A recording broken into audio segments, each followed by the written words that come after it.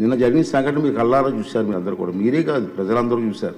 ఒక ముఖ్యమంత్రిగా పనిచేసిన వ్యక్తి, ఒక పార్టీకి అధ్యక్షుడిగా ఉన్న వ్యక్తి, పార్లమెంటు మెంబర్గా కూడా పనిచేసిన వ్యక్తి సభ్యత మర్చిపోయి ఆ విధంగా ప్రవర్తిస్తే కనీసం కూర్చొని చూస్తూ నవ్వుకుంటున్నాడు తప్పించి వాళ్ళ సభ్యుల్ని కంట్రోల్ చేసే పరిస్థితి ఎక్కడ కనిపించదండి మనకి.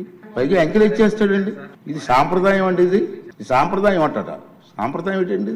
ఒక ఉన్నతమైన వ్యక్తిని అగౌరవపరిచే విధంగా ప్లే కార్డ్స్ పట్టుకొని రావడం, కాగితాలు చింపి పోడియం మీద విసిరారు. అంటే గవర్నర్ మాట్లాడుతూ ఉంటే గవర్నర్ మీద, ఇది పద్ధతి కాదు. ఈ సాంప్రదాయం అంటాడు. ఏంటి సాంప్రదాయం అని నాకు అర్థం కాదండి. ఇది పద్ధతి కాదు, ప్రజాస్వామ్యం, ఇది మంచి పద్ధతి కాదు.